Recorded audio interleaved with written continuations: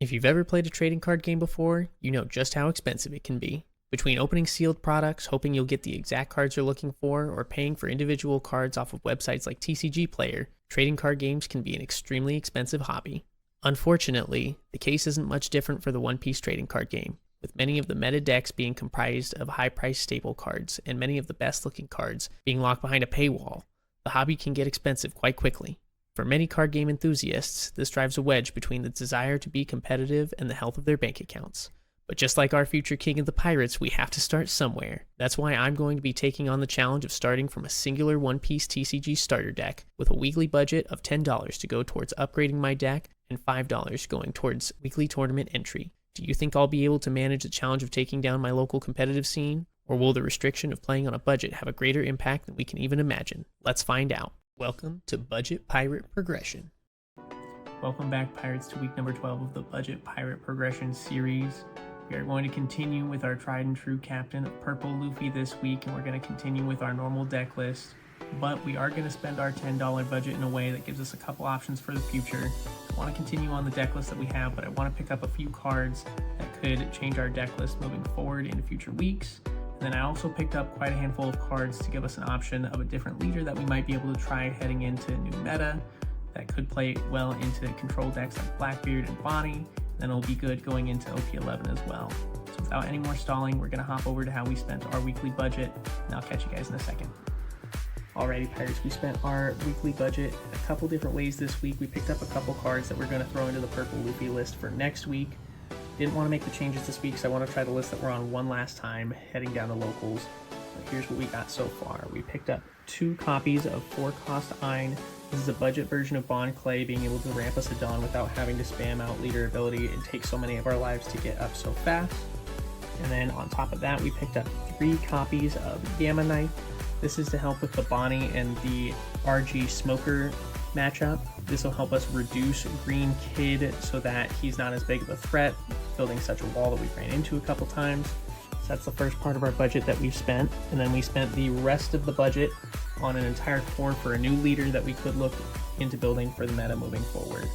So we have 2 copies of Koala, 2 copies of Morley, we have 4 copies of Lindbergh, 3 copies of Karasu, 3 copies of Emporio Ivankov in a normal art, and 1 of the welcome pack versions. We have 4 copies of Bartholomew Kuma. We have 3 copies of Inazuma. We have 4 copies of Raisemax. We have 3 copies of Yellow Karasu, 2 copies of Yellow Belo Betty, and the last card we have 1 copy of Yellow Lindbergh. This isn't the entirety of the Belo Betty list that we need, but it's a good start getting us in the right direction. It helped us spend the rest of our budget moving forward. So I'm going to put everything back in my bag and head down to locals for you guys. We'll see you in a second. Ladies and gentlemen, we just got to locals and we are going back in with our normal Purple Luffy strategy. I'm going to go ahead and grab a table and get set up and signed up. We have 2 extra minutes, so I'm going to be taking a look at people's binders, see if there's anything that we can grab for the series in general. I will update you guys after round 1. For 1 Dawn turn, I'm going to play out the search event, search the top 3 cards. I'm going to grab a Onami and pass the turn. Heading on over to my opponent here, he's going to tap 1 Dawn, play out Nami. I'll swing 5k at him, he'll counter, and use leader ability. Then for 4 Dawn, I'm going to tap it and play out a Kamzo, pass turn. On his turn, he's going to swing with his Nami and grab a event. He's going to grab the Snake Dance from the top 5, stack the others to the bottom. He taps some Dawn, play out Sanji's Pilaf, draw 2, and pass turn. Going over my turn here, I'm going up to 6 Dawn. I'm going to use leader ability, get 7, Luffy Taro, then Luffy Taro ability to play out Zorojiro and Kamazo to be able to pop his Nami, and Zoro to pull out the Usohachi. Then I'm going to swing 5 into his leader. He's going to use Desert Spada to be able to stack his top cards, and then I'm going to swing 5 with Kamazo. He's going to go ahead and take here. Thinks about it for a second, then gets a rubber band trigger, draw 1, trash 1. Going into his turn here, he is up. I'm going to use Kaya, draw 2, trash 2. And after that, he's going to tap some more Dawn here, play out Marguerite Blocker, and pass the turn. Going into my turn, I'm going to swing 5 with Kamazo. He's going to tap 2, play out the White Snake, making it 6k. I'm going to swing 7 into his lead, make him give me a 2k, and he will. I'm going to swing another 7 into his leader, and he's going to block. Then I'm going to swing 9 into leader, he's going to take. And tap 4, play out another Zoro Juro, look at the top 5 here and grab a 2k counter. Going into his turn here, he's going to swing 5 at the Kamazo, I'll give him 1k and he's going to pass. I'm going to swing 7 into his leader on the next turn. He's going to tap 2 and use a Snake Dance to bounce. Going to swing another 7 into his leader here, and he's going to think about it, and he's going to use 1 white snake, draw a card, go up to 6. He's going to use a second white snake, draw 1, go up to 7. And then he's going to think about it and use a third white snake here to go up to 8. Then I'm going to swing a big 10 into lead. He will take and get a rubber band trigger. Then I'm going to swing a big 11 into leader. He's going to think about it for a second. He knows it's 11 into 8. And think about if he wants to go down to 1 life this early, and he will. And he ends up getting a Gum Gum Giant Gavel to bounce my Kamazo, bouncing one of my attackers. On his turn, he's going to play out the Kaya, draw 2, trash 2, and he's going to pitch those for the Kaya.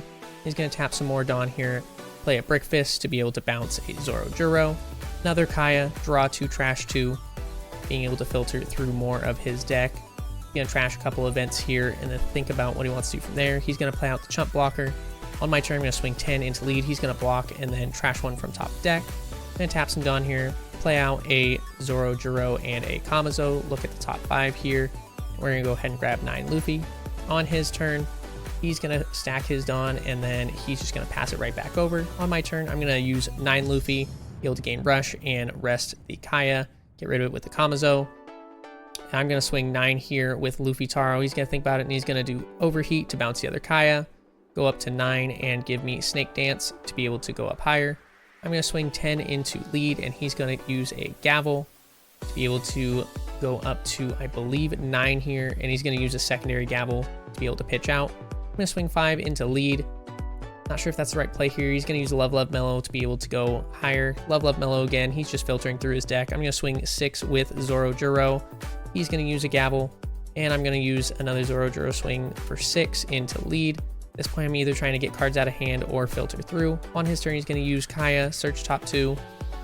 Then he's going to pitch out another Kaya. He's going to draw 2, trash 2 again, and a third Kaya. And then he's just going to peel off, and that's game. Ladies and gentlemen, we just got done with round number 1, and we ended up pairing up against Blue Nami. Unfortunately, we did end up taking the loss on round 1. My opponent ended up seeing 3 triggers and ended up being able to stack his deck properly while bouncing my characters with cards like Brick Fist. So, unlucky, but we head into round 2, hoping that we can take that one down and see if we can finish the night 3-1 still. Catch you guys after round 2.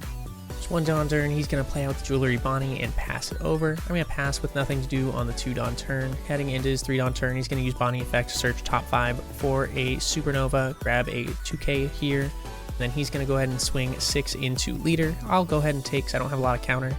Going into my next turn here, I'm going to swing 5 into the Bonnie. He's going to let it go. Use leader ability, then tap 5 to play out my Eustace blocker and pass turn. Heading into 5 Dawn turn, he'll use Cavendish, restand 2, and swing 6 into leader. I'll go ahead and block this and give him 1k counter here. Then he's going to pass over. I'll swing 6 into lead, and he's going to have to use leader ability to rest my leader. He's going to go ahead and take life here, and then I will play 7 for Luffy Taro. Play out the Sangoro, get 1 back with Eustace. He's going to go into Hody Jones here, rest my Dawn and my Sangoro, swing 6 with Cavendish into the Sangoro, restand 2. I'll give him 1k counter. He'll swing 6 into Sangoro, and I'm going to give him another 1k counter, and then I'll give him 4k counter into the Hody. I'm going to swing 8 into his Cavendish. He's going to rest my Sangoro. He's going to use 0 cost event to be able to counter out of it. And I'm going to tap a bunch of Dawn and play out another Luffy Taro. Play out an Onami, use Eustace ability, then Onami ability. I'm going to swing 6 into the Cavendish, and he's going to go ahead and give me 1k counter. I'm going to swing 8 into the Cavendish now, and he's going to give me 3k counter. I'll pass over. He's going to play out another Hody, tap my 2 characters, and he's going to go ahead and swing 6 into Sangoro, restanding 2. I'll let it go. He'll swing 6 into the Eustace. I have to let it go because I don't have a lot of counter here. He's going to swing 9 into Luffy Taro. I'll give a 2k counter, and then I have to let the other one get it. Into my next turn here, I'm going to swing huge into a Hody, try and get myself back in the game here, but not a lot for me to do here. He's going to rest my leader. I have 2 cards in hand, 2 Dawn remaining. He's going to play out 9 Shanks, pop Luffy Taro, and at this point, I just scoop it up. Ladies and gentlemen, we just finished up with round 2, and I ended up pairing up against Green Bonnie. It's always a tough matchup going into Green Bonnie, especially if I don't see my right curve or a lot of counter. which both things kind of happened this game. But on top of that, he ended up seeing 2 Hody Joneses as well as a 9 Shanks, being able to pop whatever he wants. So that game, I scooped it up early. That game was lost altogether. I could have played it out, but honestly, he had 3 big bombs on the board. We were equal in life. There was nothing I could really do there. So we're heading into round 3 here soon. No chance at prizing tonight because we are 0-2 heading into round 3, but we'll play it out, see if we can get any good footage for the channel. Catch you guys in a minute.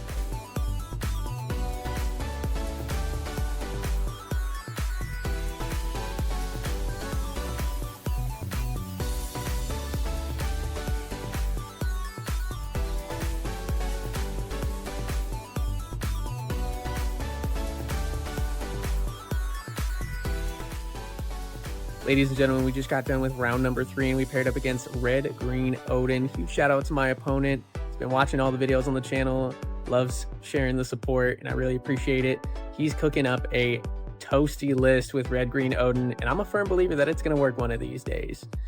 So we need to see a format where Control can see a little bit more play without all these rush decks taking advantage of it, and maybe Odin will be able to shine. But I'm a firm believer it'll happen. We are 1-2 heading into round 4. I'll catch you guys here in a minute.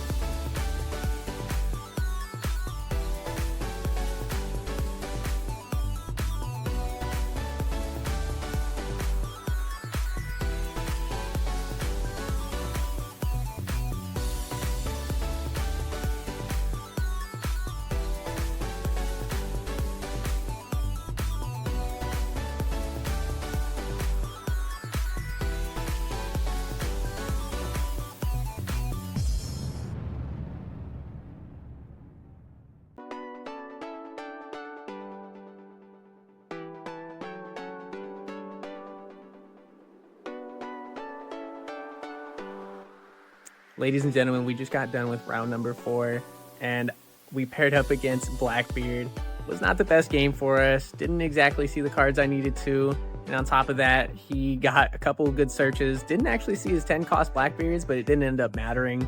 He was just able to apply a lot of pressure, especially with a couple spicy tech cards in there. But honestly, it's tournaments like this where even though I went 1-3, I had fun the entire time. And I feel like that's really the biggest purpose behind this series and behind One Piece in general, is that you don't have to win every game to have fun. This is a very supportive card game and community, at least that I have here, and from what I've seen, the One Piece community in general. So we're heading out of this tournament 1-3. I'll record up some prizing for you guys, and then we'll catch you back at home.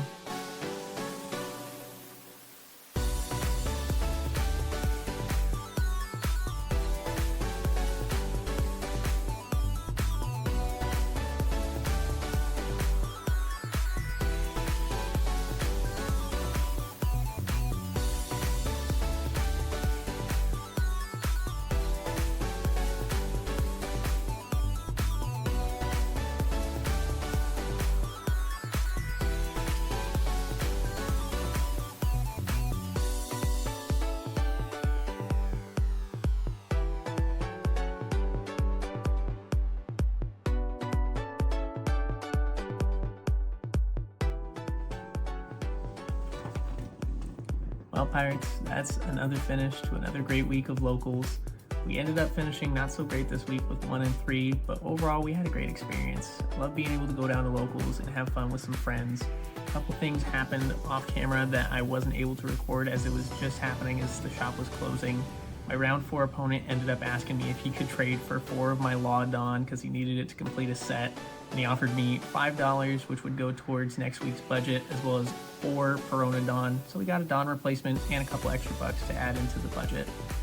So overall, can't be too mad. I have a couple trades lined up for next week. I'm really excited to show you guys, which will really change the projection of the series moving forward.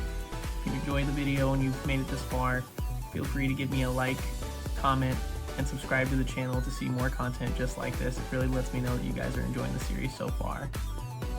We'll catch you next week.